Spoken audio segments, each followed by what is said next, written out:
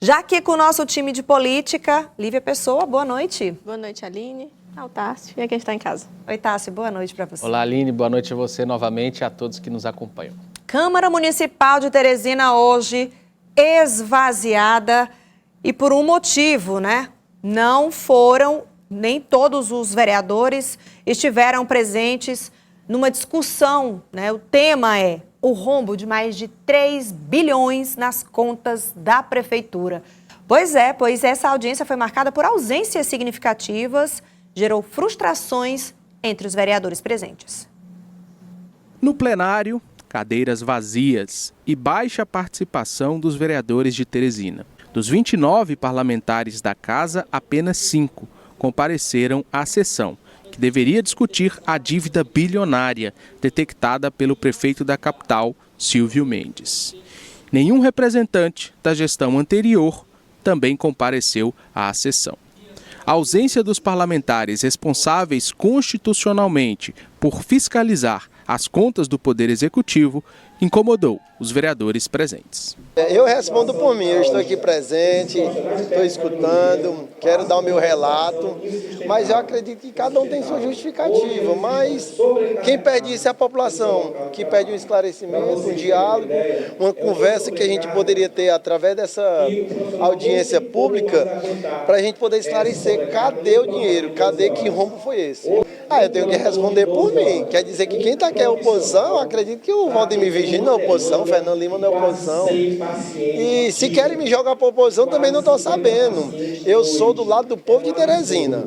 Se for oposição falar a verdade, se for oposição relatar o que realmente Teresina precisa, então podem me considerar que eu não ficarei calado, eu sempre estarei relatando o que realmente Teresina quer ouvir, quer ver, é resultado. Dentre os presentes estavam, além de Eduardo Dragalana, James Guerra, João Pereira, Fernando Lima e Valdemir Virgínio. Apesar de reunião confirmada com os vereadores nesta quarta, o prefeito Silvio Mendes não compareceu ao parlamento. O gestor alegou uma agenda em Brasília, onde participa da Marcha Nacional dos Prefeitos. Segundo o relatório da Prefeitura de Teresina, os números são alarmantes. A dívida supera 3 bilhões de reais, com 480 milhões de restos a pagar. Com depósitos e consignações, a Prefeitura deve 280 milhões de reais.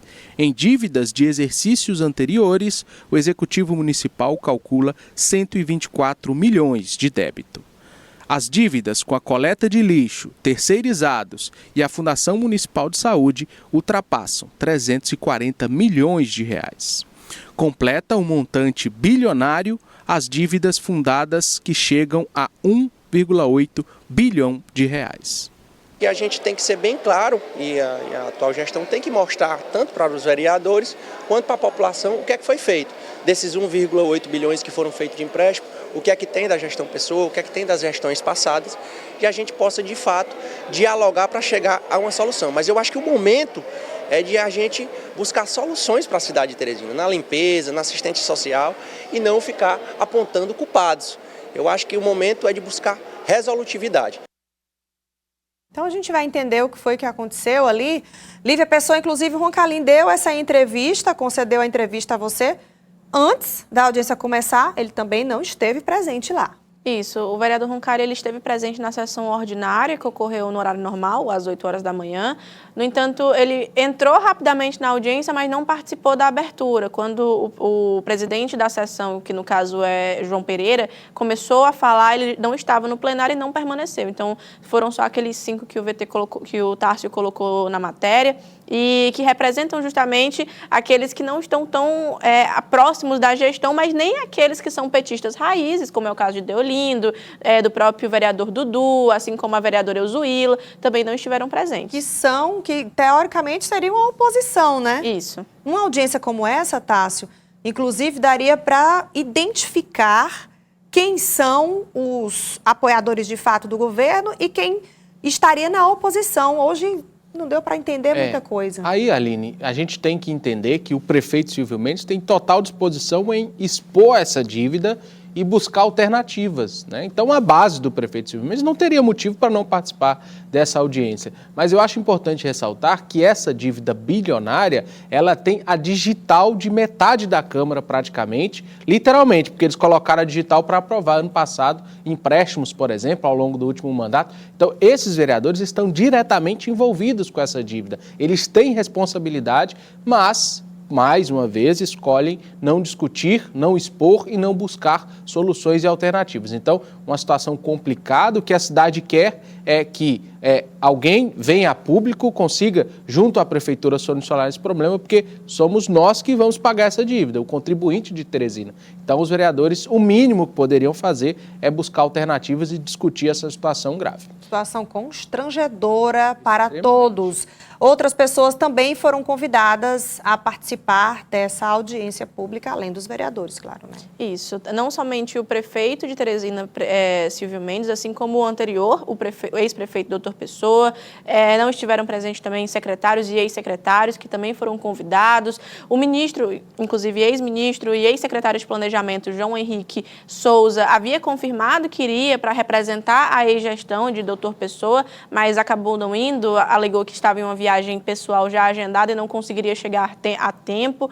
Quando eu liguei para o prefeito Dr. Pessoa, ex-prefeito, ele me falou que não poderia ir porque tinha enviado um atestado ao presidente da casa, Enzo Samuel, teria feito uma cirurgia, estaria de cama, não poderia fazer esforços, mas que estava à disposição para prestar qualquer esclarecimento.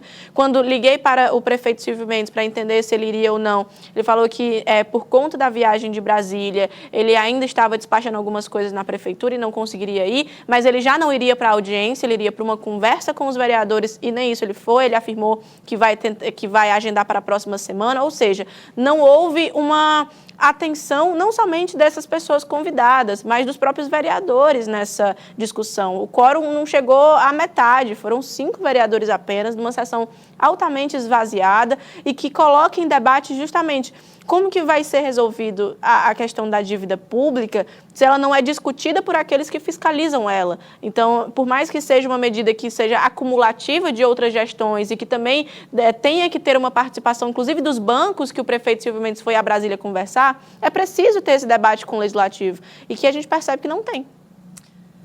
Enfim, a gente vai continuar acompanhando para saber como é que vai se dar essa discussão que ninguém pode fugir dela, nem Prefeitura, nem Câmara Municipal e muito menos a população.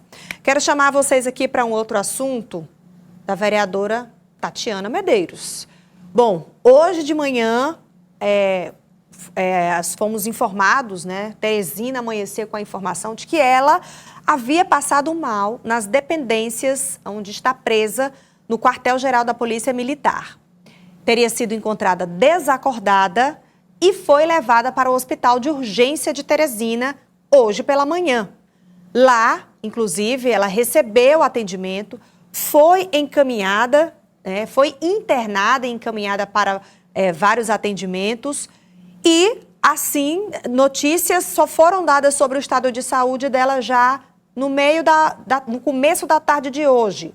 Tasso Cruz, o HUT, informou que ela tinha chegado consciente, que tinha chegado orientada, passou por alguns procedimentos corriqueiros de atendimento, mas que não corria nenhum tipo de risco, não foi feito nenhum tipo de procedimento para, por exemplo, salvar a vida dela, já que se ela estivesse em risco, mas que continua em observação. E isso tudo acontece após uma série de episódios envolvendo o nome dela, desde de habeas corpus negado, a informação da Câmara Municipal da vacância do PSB, que vai realmente ser ocupada no próximo dia 4 de junho, e tantas outras informações, inclusive no dia anterior, do tablet e do celular que foi encontrado na cela dela. Exatamente, Aline. Eu diria que foi uma semana de derrotas para a vereadora Tatiana Medeiros, além, claro, da dificuldade que ela enfrenta.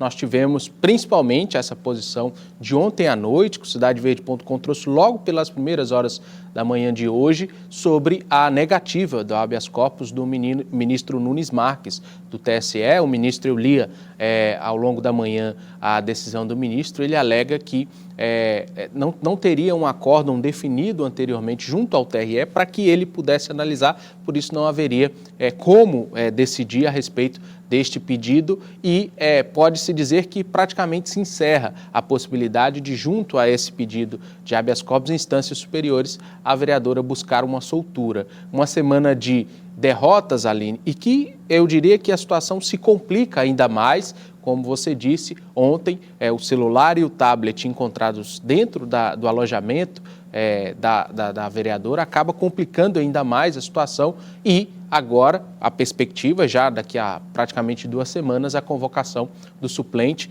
Leônidas Júnior, do PSB, praticamente retira a vereadora da Câmara, mesmo não cassada, ela deixa o status de vereadora, ela está afastada e por isso a situação vai se complicando à medida que o processo vai transcorrendo. Então, eu diria que uma semana que ainda estamos na quarta-feira de sucessivas derrotas para a parlamentar que encontra-se detida no quartel-geral do comando da Polícia Militar.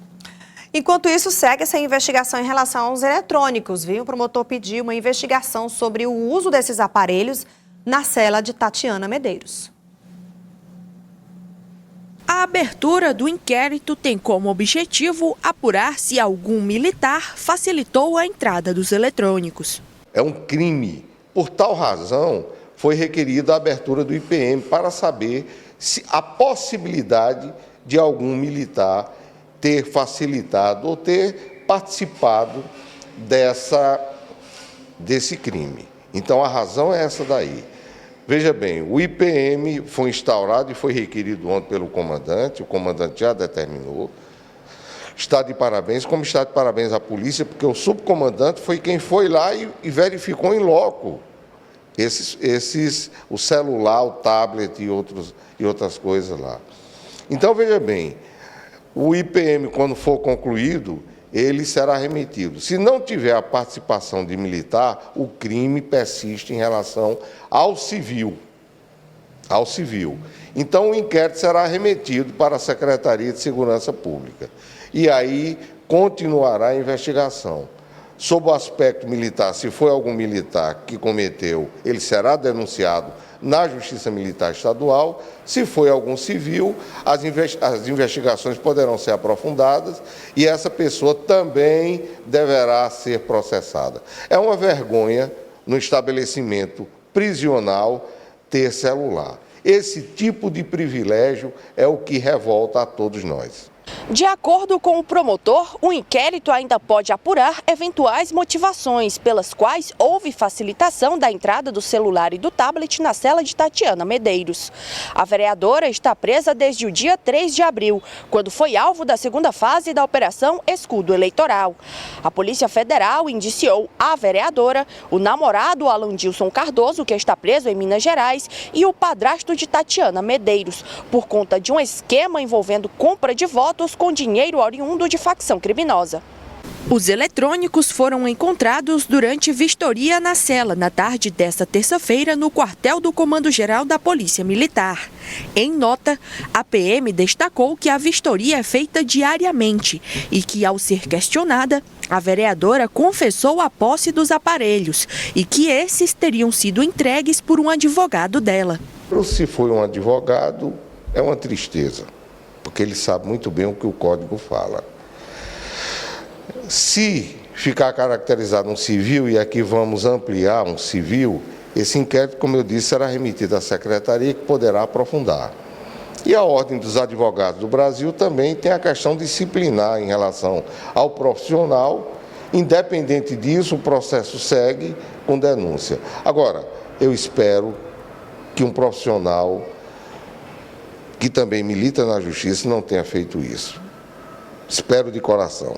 A Ordem dos Advogados do Brasil, seccional Piauí, manifestou que requisitou informações para a Polícia Militar e que, após o recebimento, caso confirmada a participação de advogado regularmente inscrito, a OAB Piauí adotará as providências cabíveis no âmbito ético-disciplinar.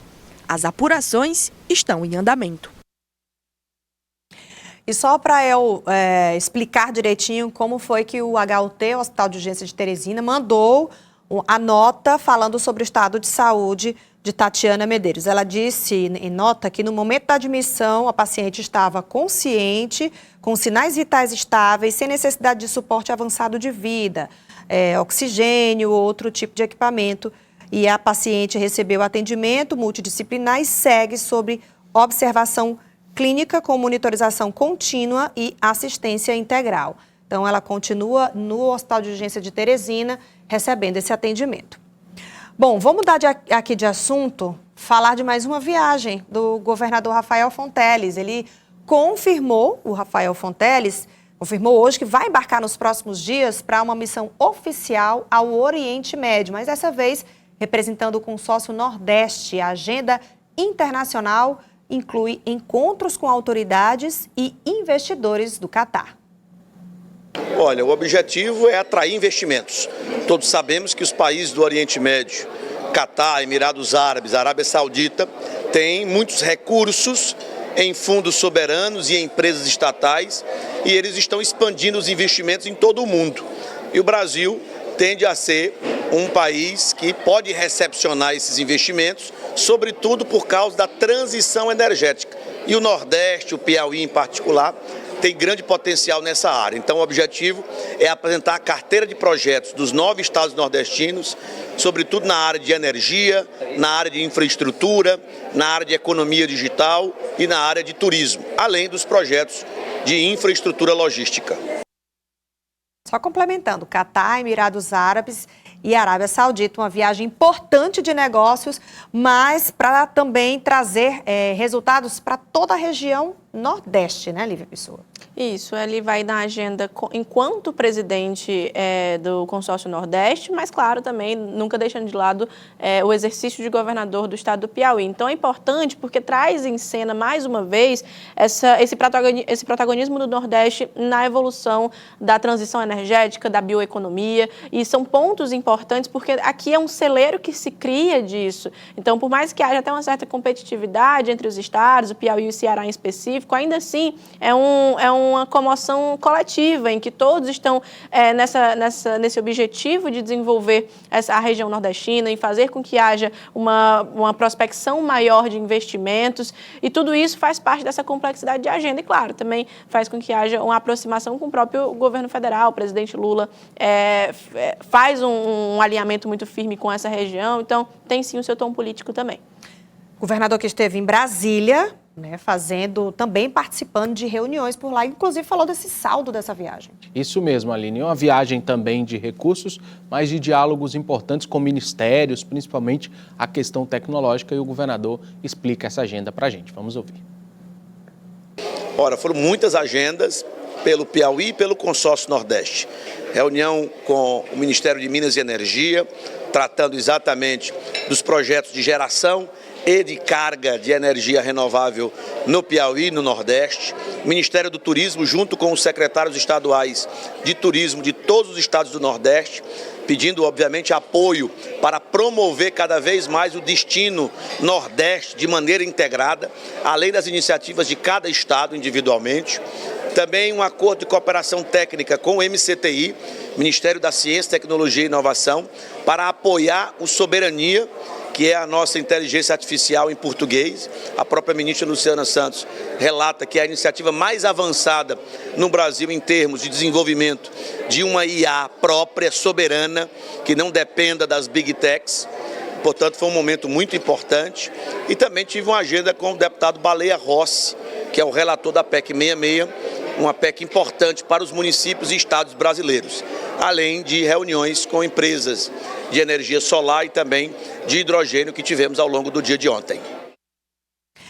Bom, uma agenda bastante extensa. Agora a gente vai falar sobre um outro assunto, um projeto que propõe o fim da reeleição no Brasil. Esse projeto que está ainda tramitando, né, na Câmara Federal e já passou pela CCJ. Isso mesmo, Aline, um projeto importante que altera todo o cenário político, principalmente quanto às candidaturas do Executivo, proibindo a reeleição de prefeitos e também de governadores e presidente da República, criando ali um mandato de 5 anos, unificando eleições. O texto saiu com algumas modificações, mas agora pode ir a plenário, lembrando que ele propõe essa transição para o fim da reeleição, mas que altera todo o cenário, unificando o pleito e também aumentando o mandato para senadores, algo também que é polêmico. A gente só sabe como começa, como vai sair da Câmara e ir para o Senado, a gente ainda não tem uma ideia, mas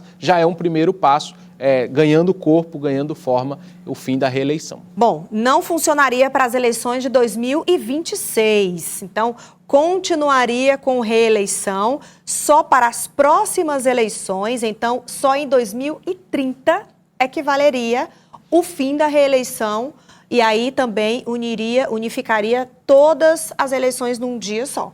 Isso. Vai ser um período, Aline, caso seja aprovado, claro, de 2026 até 2034 de transição, ou seja, de readequações das eleições posteriores até chegar no momento em que 2034 haveria essa eleição unificada e haveria também essa extensão do mandato e o fim da reeleição. Então, seriam 8 anos de readequação das eleições. Se, por exemplo, Silvio Mendes se candidatasse em 2028 para uma nova eleição, em 2034 ele já não poderia, né? Então teria algumas adequações a serem feitas. Muito bem.